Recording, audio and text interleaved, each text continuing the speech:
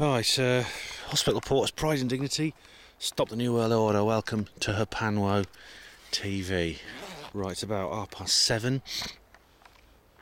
And it's the 15th of February 2013. And that over there is Oxford Science Park. I'm at a field in South Oxford, not far from where that football stadium was, where I did that video about the Florence UFO incident, if you remember that one. Let's check the zoom there. The reason I've come here, and the reason I'm going to utterly fail, the reason I've come here is because if you listen to Herpanwo radio regularly, you'll know that I do space weather reports every week, and for the last few months I've been talking about Asteroids 2012 DA14. Now, as you probably heard it in the news lately, this is an asteroid that was discovered early last year and has been heading towards Earth. It's going to just miss Earth by 17,000 miles. Now, that might not sound like a lot, but in cosmic terms, it's scraping the paint off us. The reason I do the regular space weather is to keep an eye on asteroids which could potentially impact the Earth, right?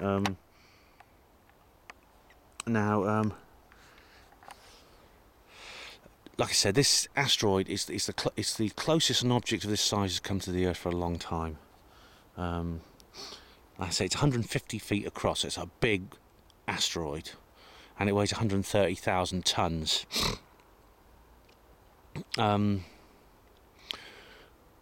It's going to actually travel. It's going to be closer to the Earth than some satellites. And someone was saying to me on Facebook, hopefully it'll crash into a few of the spy satellites, blow them up. I hope so too, but not likely. Not likely. Very unlikely it's going to hit anything. There's been a lot of nightmarish stories going around the net about it hitting the Earth, causing a tsunami and global catastrophe. No, it's not going to hit the Earth. It's going to miss. In fact, it's already at its closest point of approach right now, so it's going to move away now. It's going to go past the Earth and zip back off into space. It's travelling very fast. It crossed the orbit of the Moon just after about 4:30 or about 5 o'clock or so, which means it's not only taking a couple of hours to get to the Earth from the Moon. Now, as you know, it takes a few days to send a spacecraft there, a few days to a few weeks. And the Apollo spacecraft, well, I don't think the Apollo spacecraft went to the Moon, but other craft have been to the Moon, unmanned craft, and they took a few days to get there. Now, so it's going very fast. It's actually travelling 120,000 miles per hour. If it did hit the Earth, it would, well, it's potentially dangerous, because at that speed, an object that size and that heavy, at that speed, would explode in the atmosphere the explosion would be 2 to 4 megatons. That's bigger than most nuclear weapons. Now, if that happened, chances are, well, there's a 7 in 10 chance it would just do it over the sea, which wouldn't cause any problems. If it hit the land, there's a 3 in 10 chance it would hit the land. If it exploded over a populated area, then obviously the effects would be devastating. Over a city, it would destroy the city. But it's not. It's not going to hit the Earth. There's a 1/3% chance it will strike the Earth in 2046. That's not for 33 years. So there's plenty of time to prepare for it. There's all kinds of ways of knocking them out of the way. They say even painting one half of the asteroid white would do the trick. So 2012 DA14 is coming through. It should be just rising above those lights over there. That's virtually east. That's the Oxford Science Park. I'm virtually east of that. I'll just zoom in there, and but there's just one problem. The damn weather, the bloody clouds. The weather has once again pissed on our fire, just like it did on the 21st of December 2012. I mean, it's just I'm getting a bloody complex about this damn weather. It was clear skies earlier on, then the chemtrail started, and now it's covered. You can't see it, but we're covered in cloud. The moon is just visible there. There's a couple of stars, just a couple of gaps peeping through. But over in the east, it's completely overcast. And it's moving, there's very little wind, it's moving very slowly. We ain't going to see 2012 DA14. So I'm going to go home. I'm going to upload this. I'm going to put it. I'm going to watch the live stream online from NASA. That's the best thing to do, I think. That's what I expect you're doing that too. I hope you're not out on some hillside. If you are, you've got better weather than I have here in Oxford. Damn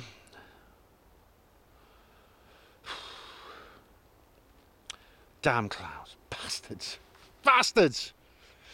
Still, I mean, the odds were against it. This country, you know, especially with the chemtrails and stuff like that. So that's basically all about it. I mean, if you tune in every week, there are regular space weather reports on Herpanwo Radio. Every Tuesday evening, 9 PM on Critical Mass Radio. I do my Herpanwo Radio show. I do space weather slot every week, just to keep an eye on space weather. Space weather is basically anything that happens in space that affects the Earth or the atmosphere of the Earth in any way. For instance, solar flares, things like that, sunspots, geomagnetic storms, and of course near-Earth asteroids. There was an astronomer talking about it. He says there's very little danger from asteroids, he said. All the big dinosaur killer ones have sort of like been accounted for now, and they're nowhere near the Earth. Things like Tutatis and Camillo, which I talk about in my radio show, they're not going to hit the Earth for at least thousands of years. There are some smaller ones around, and some of the smaller ones can be dangerous on a small scale, like 2012 DA14. There's lots of them around that no one's ever seen. No one knows where they are. If it turned out that asteroid is going to strike the Earth, all you can do is evacuate the people from the area. That's all you can do. Get them out of the place before it strikes, if they know it's going to hit a populated area. But famous last words. Something very odd happened today. It's one of those strange things that happen which the skeptics say, it's a coincidence. You know, like the Bedouin Mountains incident. Andy Roberts says, it's a coincidence. I can't do his accent's hard to do. He goes, it's a coincidence. A ball-eyed meteor flies over at the very same time there's an earthquake in northeast Wales. And well, you see, I've spoken about this many times before. Like in my video Ghost to Ghost AM, which is I filmed in a similar place to this. Once the skeptics play the coincidence card, you can never prove them wrong. Because nothing is so unlikely it can never happen. And since they will not agree on a cut-off point between what is coincidence and what is not, it's a get-out-of-jail-free card for them. You know, I've spoken before about how there's a great book, actually. I think it's called Beyond Coincidence or something similar. And the end of the book has a sort of fictionalised account of a man who wins the national lottery 5 weeks in a row. And, well, the police get suspicious because he wins it every week for 5 weeks in a row. And they go and they arrest him. They think he's been fiddling with the inner workings of Guinevere or Lancelot or something, or waiting the balls. But they can't find any evidence that he's done that. When they take him to court, basically on the very, very strong circumstantial evidence that he's been fiddling somehow. They don't know how. But then he stands up in court. I mean, he can afford a very good lawyer, obviously, now. He stands up in court and he says, Your Honour, I'm just a very lucky guy. And the court has to acquit him. They have no other choice. So this guy gets off. Because he says, Your Honour, I'm just a very lucky guy. And he might be. And I brought this up at the ASAP conference, one of the skeptic speakers, and he didn't really address my question. The question I was asking, once you start saying, oh, that's coincidence, if you start saying, well, that can't be coincidence because it's too unlikely, then you have to have a dividing point between the two. Do you understand what I'm saying? There has to be a point where everyone agrees that something is so unlikely you cannot consider it coincidence. And the skeptics and we can both agree where that is. So there'll be no more of this bullshit when a bowl-eyed meteor and an earthquake hit at exactly the same time, and you can say it's far more likely to be that than a UFO. I mean, the thing about the bloody UFOs, I mean, I went to the Bufora conference where Heather Dixon gave a lecture explaining how when you're investigating a UFO case, you must always consider non-ET cases before you consider ET cases. But by that reckoning, it means that if you make that your foundational principle, it means that any non-ET explanation, any mundane explanation at all, is preferable to an ET one, even if the mundane explanation is absolutely absurd and unlikely as hell.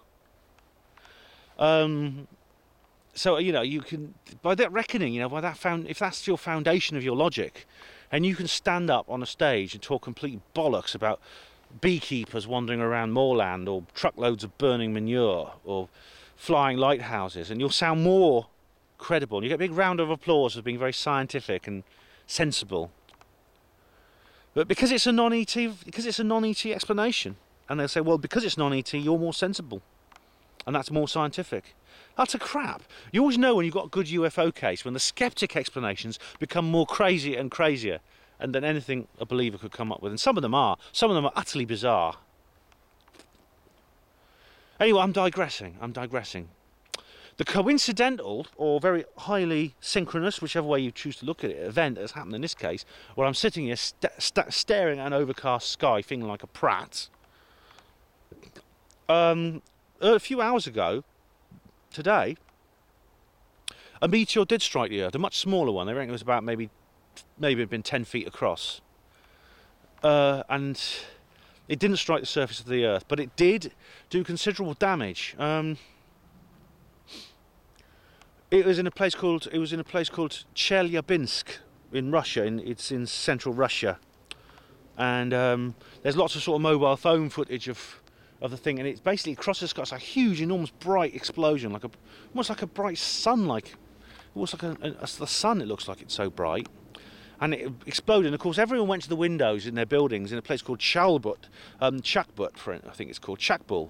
This town was worst hit, and there doesn't seem any serious damage was done or any sort of loss of life, but the shockwave broke many windows, and almost 1,000 people were injured, and they've been treated in hospital, and there's a state of emergency in the area. Simply, people were cut by flying glass.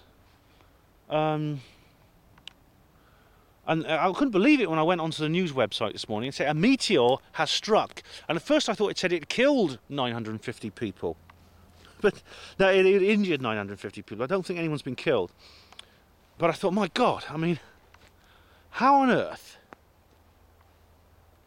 I mean, it just seems so damned unlikely that the very day when everyone's focused on this 2012 DA14, another meteor, and previously undiscovered meteor, I know it was undiscovered because I say I keep a careful eye on space weather for my radio show. A previously undiscovered meteor strikes the Earth. And when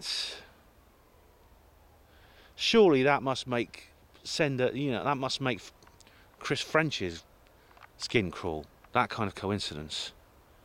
And it makes me wonder about all kinds of things. Is that a coincidence? Or is there some kind of underlying holographic effect here, or consciousness effect? Call it what you want. It's a big subject, but this is just why I'm going to call this video Meteors Galore. Because we have two major meteor events on the same day. And that is extraordinary. Extraordinary beyond words. I had to sit back and think about it for a moment. The problem is, of course, these sort of events can happen any day. But they just happen to have happened today. I don't know, today's no more unlikely than any other day. It's just odd how it's happened on the very day 2012 DA14 comes past. Right, I'm going to head off home. I'm going to upload this, and I'm going to watch the live stream. Thanks for joining me here in this cold little field here in Oxford, near Oxford. I'm right on the outskirts of Oxford, actually. I hope whatever you're doing this evening, I hope you're enjoying yourself, and if you're outside looking for the asteroid, I hope you're better weather than me. Hospital Porters, pride and dignity, stop the New World Order.